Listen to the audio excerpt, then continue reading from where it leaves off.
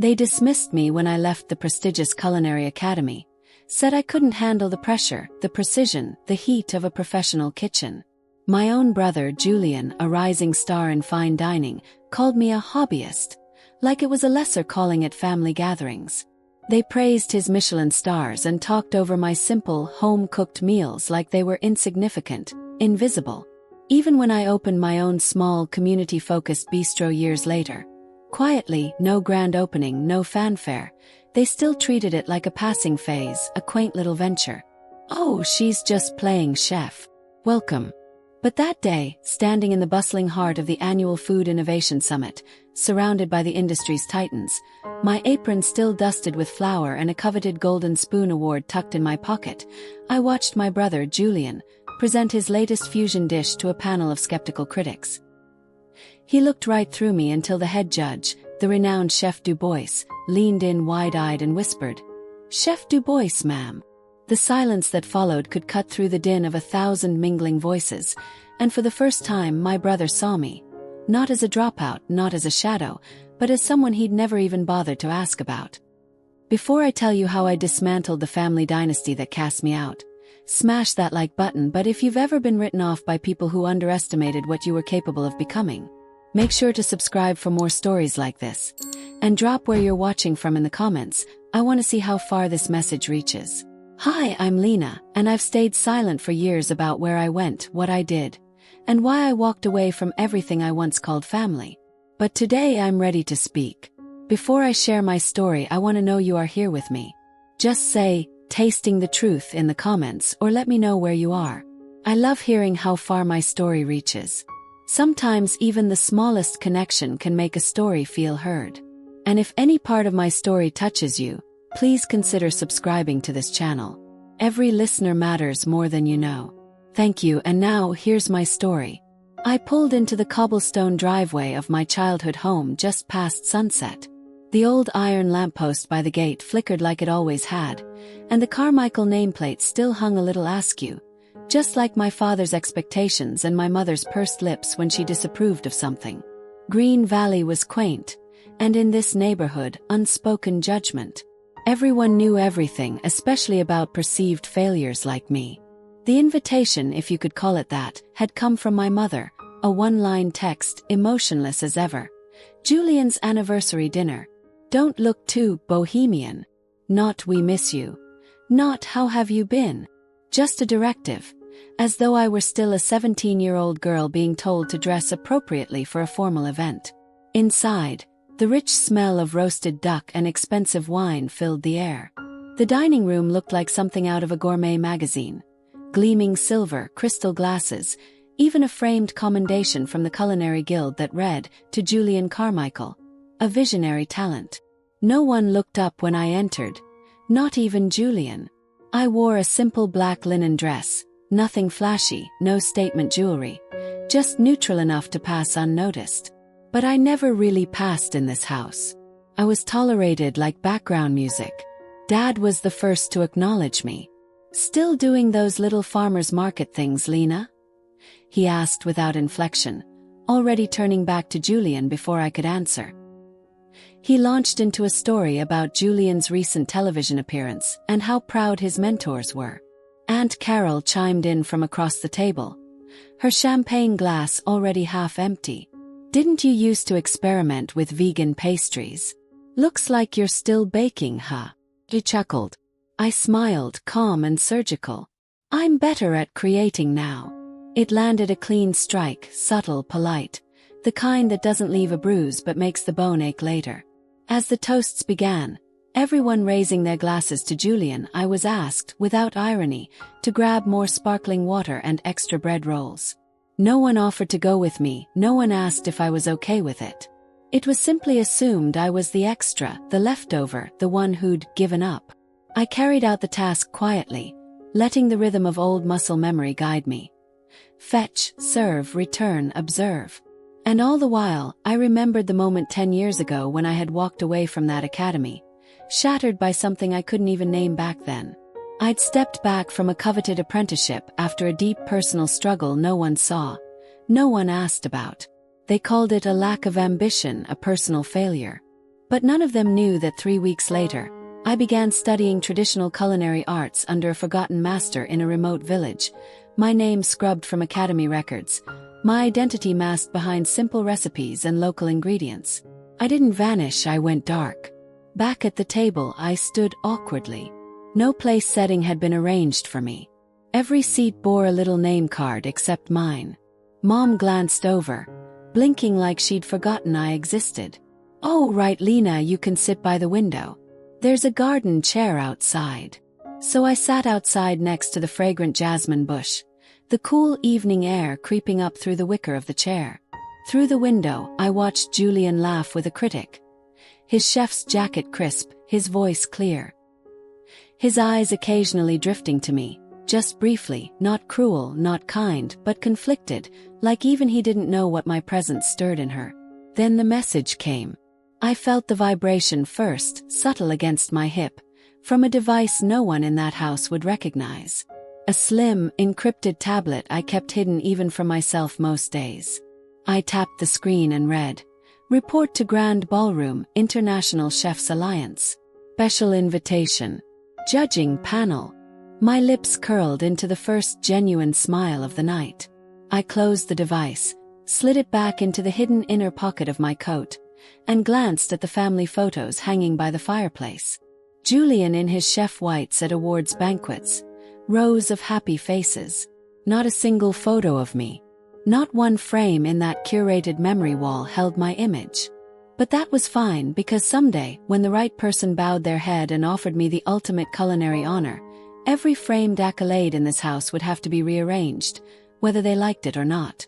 The International Chefs Alliance Gala was already alive by the time I arrived, dawn stretching golden across the city skyline, sunlight glinting off the polished glass of the convention center as attendees streamed inside. The murmur of anticipation echoed like a symphony. I parked just outside the main entrance and walked through the side gate, wearing a tailored black suit, my standard visitor badge clipped neatly to my lapel. The badge bore no affiliation, no title, just a serial tag with an encryption key only 3 people on the organizing committee could decode. I wasn't there to be seen. I was there to observe. Julian's team was setting up their presentation kitchen under the sharp gaze of Chef Antoine Dubois. I remembered the name. Legend had it he once dismissed a celebrity chef for under-seasoning a simple sauce. Now he barked instructions with a voice like finely ground pepper and iron, stalking the stations as junior chefs snapped to attention. I stayed in the second row of the guest seating, low profile, behind a pair of food critics and an event coordinator who kept glancing at her watch. Then it happened. Dubois's eyes scanned the audience. They brushed past everyone until they landed on me. He stopped mid-stride, his shoulders stiffened, and in one swift motion, he turned and marched directly toward me. The crowd shifted, uncertain. The chefs paused, waiting for some brutal correction. Instead, Dubois came to a halt 2 feet in front of me, snapped to attention, and raised his hand in a perfect, respectful gesture. "Chef Lena Carmichael, ma'am. I wasn't told you'd be present." Silence gripped the air like a thick sauce. Every chef froze, every critic shifted uncomfortably, and Julian, standing dead center at his station, dropped his tasting spoon. It clattered to the marble floor with a sound that split the morning calm. Someone near him whispered, "Wait, his sister's Chef Carmichael?" I didn't flinch. "I'm here off duty," I said calmly, voice low. "Keep this quiet, chef." Dubois's eyes flicked sideways. He nodded once sharply and turned on his heel without another word. He didn't explain himself to anyone, not even the ranking culinary director 2 rows behind him. The presentations resumed, but the atmosphere had changed. Eyes darted toward me. Whispers snuck through ranks like steam through a kitchen. By mid-morning, I'd left the hall through a side gate, but the fallout was already unfolding. Word spread faster than a wildfire through dry herbs. Rumors churned through the exhibition halls and conference rooms. An unlisted culinary master, the ghost of a hidden talent no one talked about, the woman who walked out of nowhere and made Dubois acknowledge her. Julian's name buzzed with new electricity. He wasn't just the star chef anymore. He was the mystery sibling of someone untouchable. That night, Julian sat in his hotel suite, his assistant already snoring. His face was still flushed from the barrage of questions. Did you know your sister was consulting for the alliance? Is she a secret judge? Was that real? But the truth was, he didn't know anything, not really. He had always thought of me as the dropout, the failure, the sister who vanished when things got hard. Now he wasn't so sure. After room service had cleared, he pulled out the old recipe journal I'd given him a year ago, back when I stopped by, and handed it off like it held nothing but scribbled notes.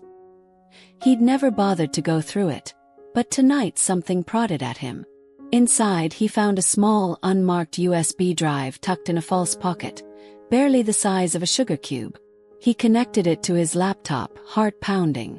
The screen blinked once, then showed a black screen with pulsing white text.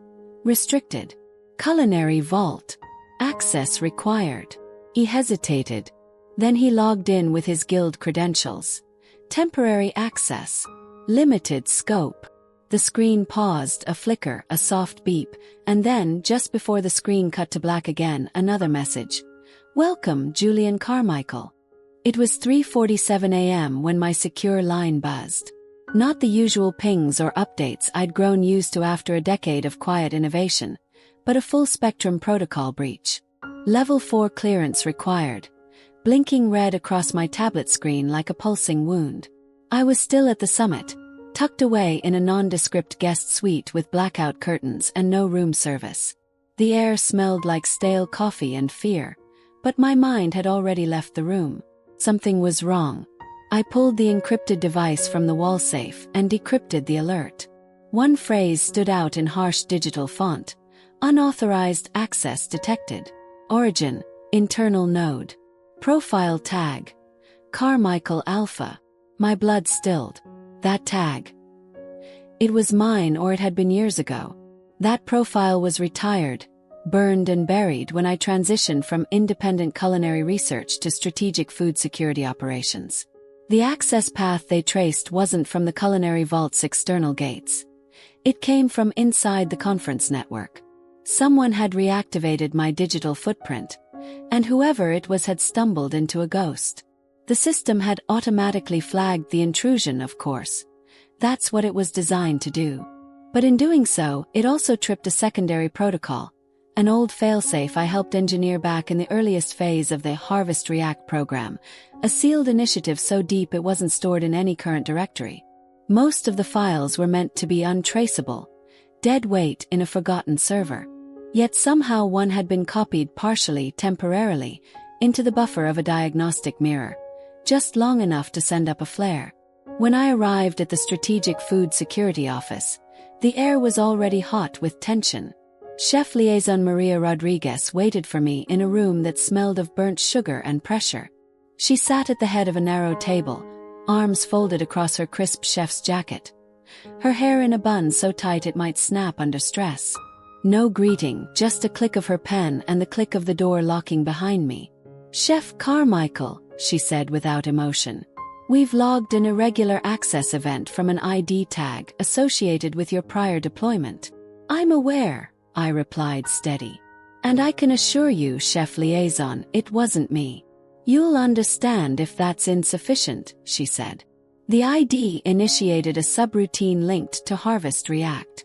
That's not a program we take lightly." I didn't flinch. "I designed it." She hesitated. "Which makes this even more concerning." We stared at each other in silence for several heartbeats, the tension between us crackling like static. Then I leaned forward just enough to shift the dynamic. "I'm not here to argue. I'm here to investigate. Give me access to the trace logs. I'll find the breach myself." Her eyes narrowed. "You want to run the investigation into your own clearance violation?" "No," I said. "I want to find out who just woke up a program we buried in a digital graveyard 8 years ago, and why they knew exactly where to look." There was a pause, then slowly she nodded. I walked out with a temporary admin token, full access to diagnostic logs, and 36 hours to trace the breach before the report went to the Global Food Council. I already had a theory. Back in my suite, I ran a silent query into the metadata of the triggered access point. The digital fingerprint was incomplete, scrubbed, sloppy, but still familiar. It was generated from a device I hadn't seen in years, one I used to carry in the field and had stashed in a recipe journal I once gave to Julian. My stomach twisted.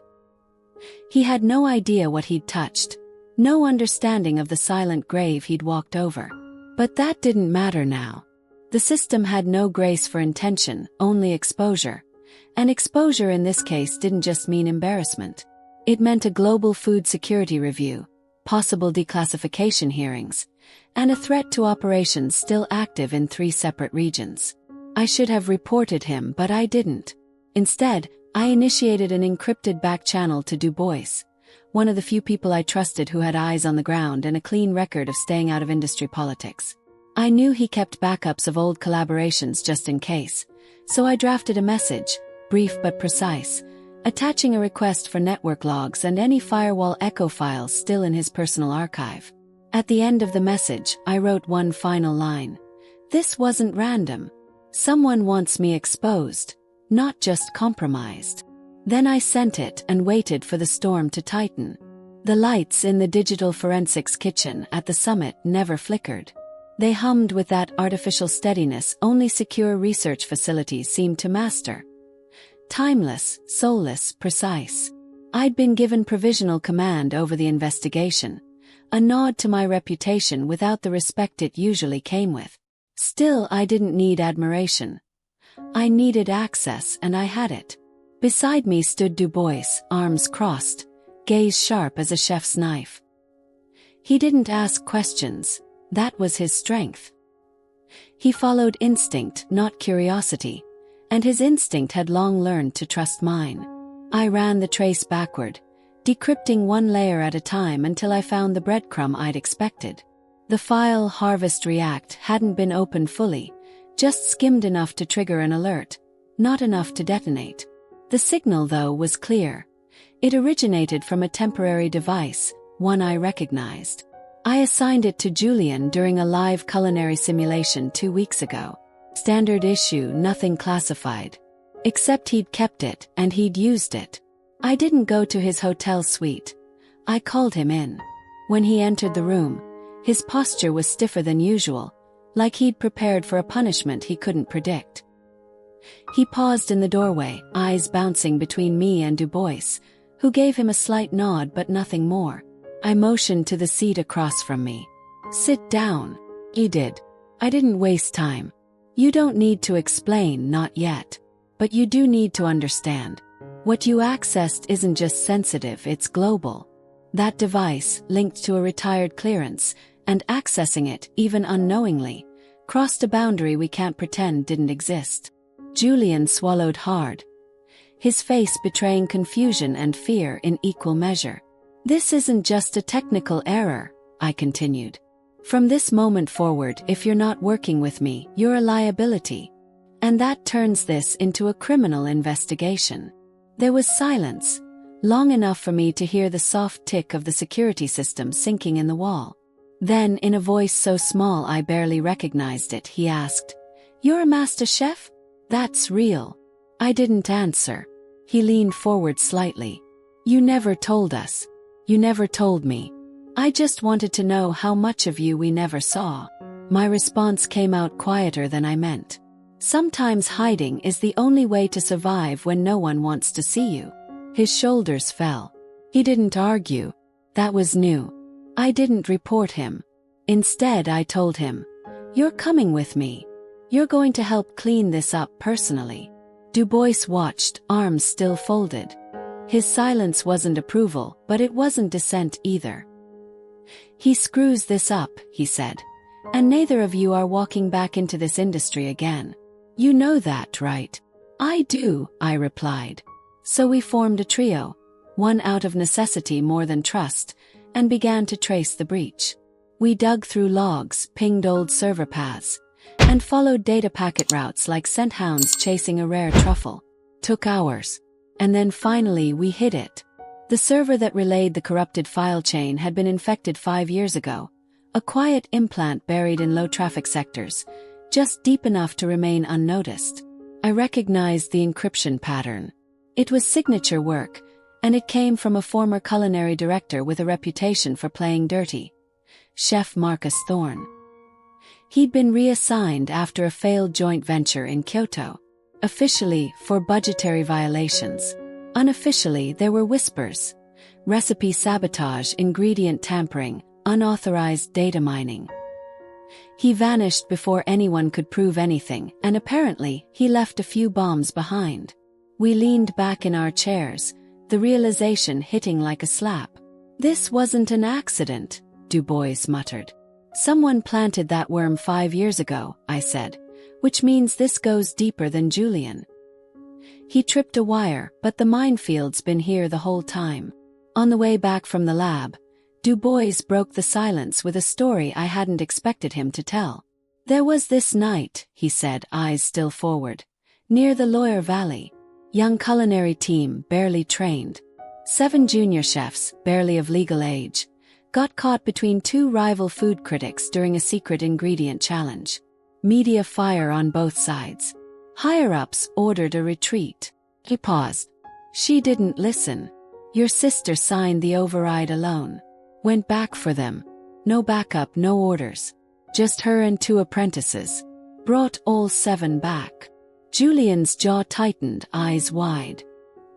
He looked at me like he was seeing something new, like the mask I'd worn since I walked into that family dinner was finally cracking.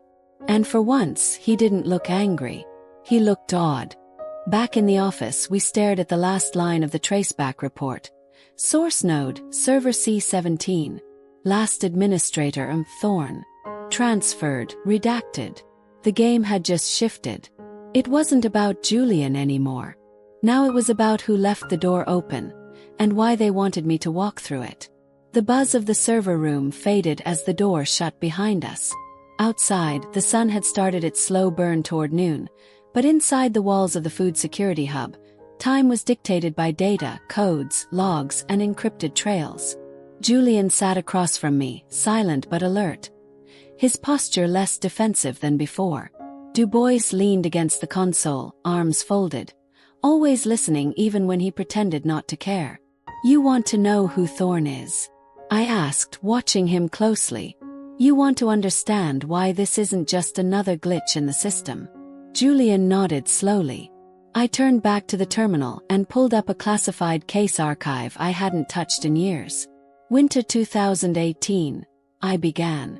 Mediterranean coast.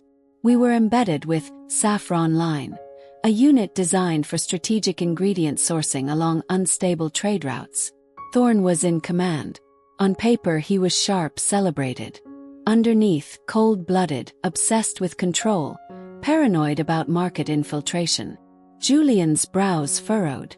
There was a small fishing village we'd received intel about, a potential sustainable source there. Just one. Thorne didn't hesitate. He ordered a full sweep. Not a containment. Purge. No warrant, no confirmation. Just scorched earth tactics and ruined harvests. Local families. I paused. The image in my head still came with the scent of brine and burning fields. I refused the order. Told him if he moved forward, I'd go to the council. He did it anyway. Julian's face tightened. And you reported him? I did. 3 days later he was reassigned, quietly but effectively. His track to a global food directorship gone. That man's entire career torched. And he blamed me for lighting the match. The silence hung heavy. Even Du Bois didn't cut in. But Thorne was smart, I continued. He didn't just burn out. He embedded something on the way down. A dormant script buried in the mission logs from that operation. Something low-level, buried in legacy backups. Invisible unless triggered. And Julian's voice broke, but he caught himself. I'm the one who woke it. He nodded. It wasn't your fault. He designed it for this. You were just the spark. The room dimmed as I shut the archive file. We stood in a strange, still moment between then and now, between memory and consequence. But clarity always invites danger. Du Bois cleared his throat, then handed over a printed log. You'll want to see this. It was a list of culinary consultant entries. One name unfamiliar, but with a date of birth that caught my eye, stood out. Marcus Thorne. Registered under an alias. Had been working just outside the summit's perimeter. Listed as a consultant for a civilian-run sensory AI analysis program. Legal, quiet, just close enough to observe but far enough to escape scrutiny. He's back, I muttered. Hiding behind a new name, using my shadow to get close. Julian was pale. So, what do we do? Du Bois turned to him with that slow, calculated intensity he reserved for young chefs on the verge of breaking. You want redemption. You want to prove you're more than someone playing chef with borrowed credentials. He bristled. Then answer me this, he said. Do you want a perfect reputation, or do you want to do what's right? Because the woman you've resented for years just saved your future, and didn't say a damn word about it. Julian looked down. No rebuttal, no excuse. Just a quiet shift in his stance, a slow exhale, the beginning of something unspoken. I turned away, tapping into a secure line buried in the console's corner port, an old encrypted channel I hadn't used since I walked away from covert duty. I typed the message slowly, deliberately. The ghost is back. He's using my shadow. I'm ready to finish this. I hit send, and the silence that followed didn't feel empty. Felt like the calm before a storm. Back in the office, we stared at the last line of the traceback report. Source node, server C17. Last administrator, Thorne. Transferred, redacted. The game had just shifted. It wasn't about Julian anymore. Now it was about who left the door open, and why they wanted me to walk through it. The buzz of the server room faded as the door shut behind us. Outside, the sun had started its slow burn toward noon, but inside the walls of the food security hub, time was dictated by data, codes, logs, and encrypted trails. Julian sat across from me, silent but alert. His posture less defensive than before. Du Bois leaned against the console, arms folded, always listening even when he pretended not to care. You want to know who Thorne is? I asked, watching him closely. You want to understand why this isn't just another glitch in the system? Julian nodded slowly. I turned back to the terminal and pulled up a classified case archive I hadn't touched in years. Winter 2018, I began. Mediterranean coast. We were embedded with Saffron Line, a unit designed for strategic ingredient sourcing along unstable trade routes. Thorne was in command. On paper he was sharp, celebrated.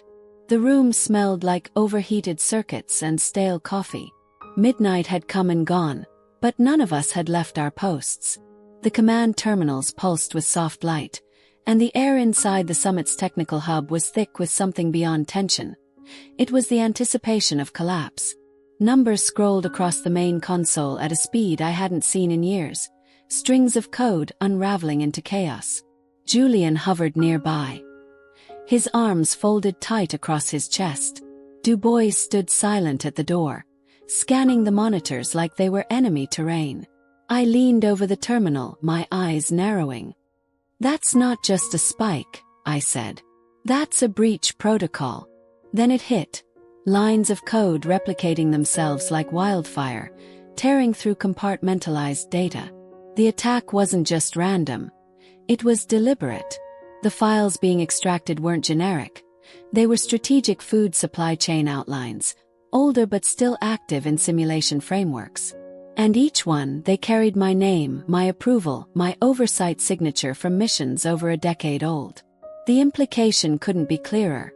Someone was trying to paint me as a saboteur. The overhead alarm flickered red, and within minutes, a notice came through. Effective immediately, my access was suspended pending investigation. I was being classified as a Tier 1 internal threat. I didn't even flinch. Du Bois clenched his jaw but didn't speak. Julian looked at me, then at the screen, then stepped forward like a fuse had just lit in his chest. He marched out into the adjoining corridor where a panel of senior food critics and industry executives was assembling, summoned by the red-level security flags. Without warning or hesitation, he spoke. I did it, he said. His voice didn't crack. The initial breach, the file pull? It was me. I used an old device Lena left behind. I didn't know what I was opening. I wanted answers. And I was stupid. I used to think she walked away, that she gave up on the family, on honor, on all of it. But I didn't know she was the one carrying the fallout for people who didn't deserve her silence. Silence, for one long second, owned the room. Not the cold kind, the reverent kind. Even the most skeptical of the executives shifted slightly. I looked at him, not as a problem I had to manage, but as the first person in years who saw the price I paid without demanding a receipt. Then the console blared again. More breaches, this time from an external uplink. Not just data. The virus was targeting secondary logistics pathways, simulated supply routes, market fluctuations. Thorne had waited for this. He'd used Julian's misstep as a breach point, and now he was hijacking a system capable of controlling thousands of autonomous food distribution exercises. This isn't over, I said, moving quickly. Locked out or not, I knew the back doors. Not all were documented. Some were instinct. I pulled a secure drive from my pocket, the same one I'd built back during Saffron Line. A mirrored backup of an old simulation subnet with one critical patch Thorne wouldn't know existed. I plugged it into an unassigned terminal and bypassed the system's mainframe. I input the code sequence manually, fingers flying. The screen split. 2 ports, one real, one bait. I launched a phantom command array. A decoy interface designed to mimic the food logistics structure but feed false data. The virus, searching for the familiar framework, latched on. I saw him. Thorne's remote interface blinked to life. He'd exposed himself to control the final sweep. Got you, I whispered. The signal pinged back to a local IP. A discreet executive penthouse just outside the summit grounds. Du Bois didn't wait. Move! Within 5 minutes, armed security personnel, private enforcement paired with a tactical culinary team, raided the block. Thorne was found in a makeshift command center. No guards, no backup, just him surrounded by blinking drives and stolen data. As they cuffed him, he turned to me, face twisted into a smile that never reached his eyes. You still think integrity is enough to survive? He asked. You should have been forgotten. I stepped closer, close enough for only him to hear. Forgotten people don't trigger kill switches. They don't rewrite the rules. He laughed, sharp and bitter, but it didn't matter. He was done, and for the first time in years I felt something deeper than relief. Felt ready. The room was colder than I expected, not physically, but in the way a courtroom chills you. Not because of the walls, but because of the weight of what might be spoken. The Food Council's Ethics Tribunal convened in the main hall of the Global Food Center. Polished marble panels lined the walls like a corporate museum. Behind the elevated bench sat a renowned food critic, a supply chain ethics liaison, and 2 senior executives from the Global Food Safety Division. All eyes, tight and impartial, were now on me. Julian sat to my left, his shoulders squared, his jaw tight. Du Bois stood near the witness podium, unreadable as always. Thorne, in civilian clothes but somehow still radiating the rot of a uniform abused, had already begun his testimony.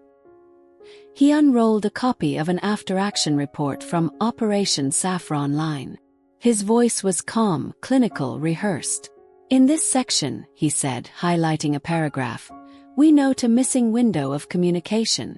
During that time, Chef Lena Carmichael failed to disclose non-essential crop destruction. He let the words hang. The implication was clear. I had covered up environmental damage to keep a pristine record, a spotless sustainability file, the very thing I'd fought against him for. The head critic turned to me. Chef Carmichael, your response? I didn't argue. I didn't flinch. Instead, I pulled a laminated copy of a scanned order sheet and handed it to the clerk. It was Thorne's signature at the bottom, dated, time-stamped, and marked as final directive. His directive, not mine, I said, calm but unblinking. Then handed it off to a subordinate and cut the comms line. He knew what was coming and made sure no one would question it. There was a pause, brief but dense. Then Du Bois stepped forward. "Permission to submit a digital recording," he said. With a nod from the bench, he played the audio. My voice, 5 years younger but sharp as steel, rang out. "Hold processing. There are organic signatures that resemble native flora. Wait for the eco team to confirm before continuing." There was the moment I put my reputation on the line, the moment I stepped out of chain of command to save fragile ecosystems, something Thorne had tried to erase. I heard a soft exhale from one of the executives. Thorne sat back, eyes narrowing, jaw ticking. But it didn't end there. Julian stood. In his hands was a printed access log. "This shows activity from Mr. Thorne while registered as a civilian advisor at this summit, accessing restricted code bases 2 years ago. That's when he planted the Trojan that triggered last week's breach. He didn't just want sabotage. He wanted revenge." The silence that followed was heavier than before. The head critic turned to me again, almost reluctant. "Chef, why didn't you report your environmental heroism from Saffron Line? You had a chance to be celebrated." I looked straight ahead. "Because when survival depends on shadows, I'd rather live in them than drag others into the spotlight just to take a picture." That silence changed. Softened, became reverent. Chef Liaison Rodriguez nodded, slow and deliberate. "By unanimous vote, the charges were dismissed, my clearance restored, my recognition reaffirmed. And then they handed me an invitation to deliver a keynote address at the upcoming Global Sustainable Food Summit." As I stood, someone asked if I wanted a statement released to clear my name publicly. I shook my head. "If I'm stepping into the light," I said, "let it be for truth, not for forgiveness I don't need." The hall was quiet as I walked onto the stage. Not the kind of quiet that comes from disinterest, but the breath-holding stillness of waiting to hear something real. The Global Sustainable Food Summit at the City Convention Center drew over 300 faces. Renowned chefs, food scientists, sustainability advocates, press. Not a single camera flash went off. They knew what kind of story they were about to hear. I wore my formal chef's whites, crisp and starched, but without any accolades. The only thing behind me on the projector was a single line of text. "Integrity in the shadows. Cultivating a responsible future." I didn't clear my throat. I didn't smile. I didn't open with a title or biography. "I've never failed," I said. "I just chose to live where no one claps for the right thing." The air shifted. Every back straightened.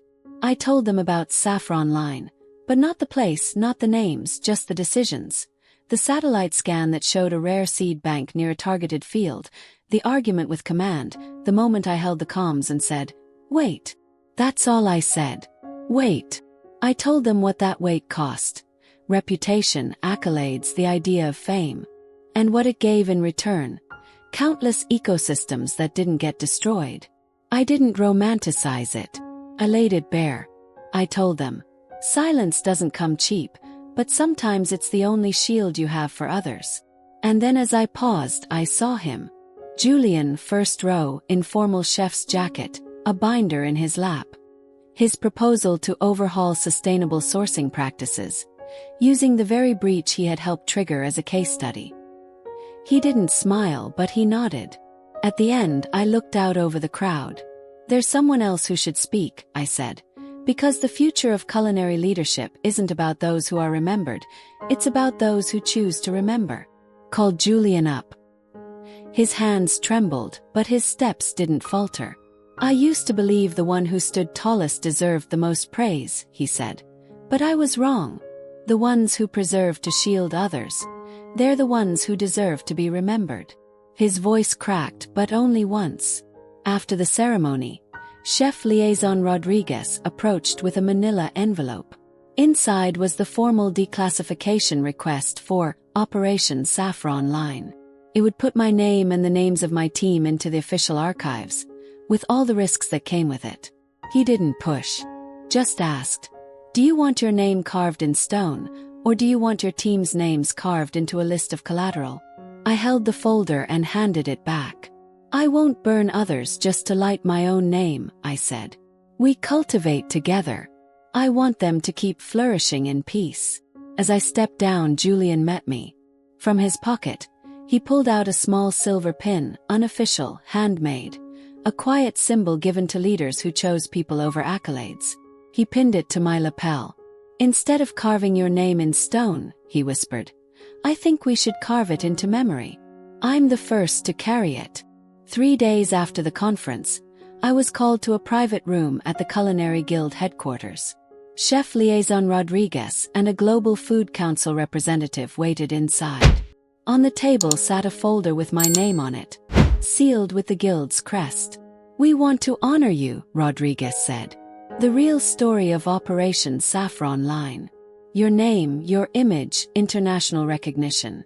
The representative, who once shut down all talk of Saffron Line, added, "You'd be a symbol, not just a chef.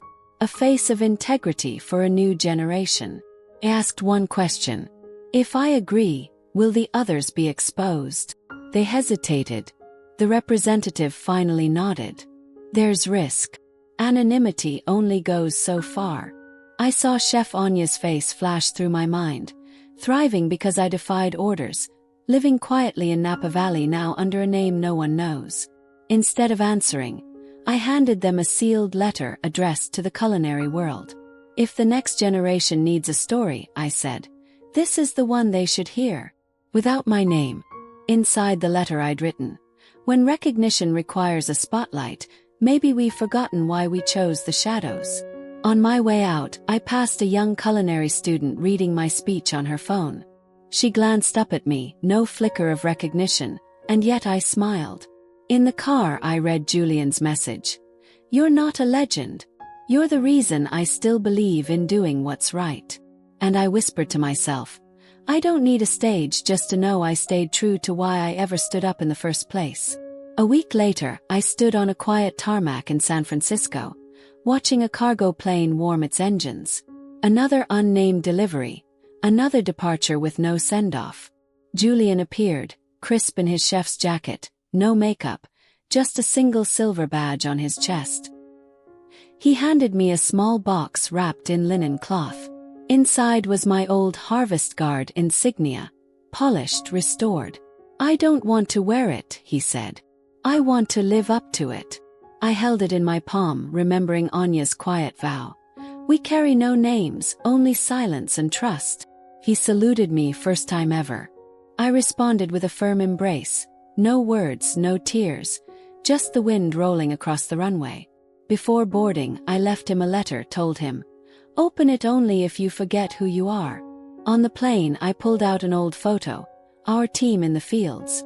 No clear faces, just one line scrolled on the back. "Honor doesn't come from being seen. It comes from keeping your promise, even when no one remembers you made it." The jet roared skyward, and from the cockpit, one line echoed in the comms. "Mission verified. Code Harvest." I closed my eyes, fingers resting on the insignia Julian gave back. No accolades needed, no audience required. Just one truth. I'm still walking the path I chose. Sometimes the most powerful victories are the ones no one sees.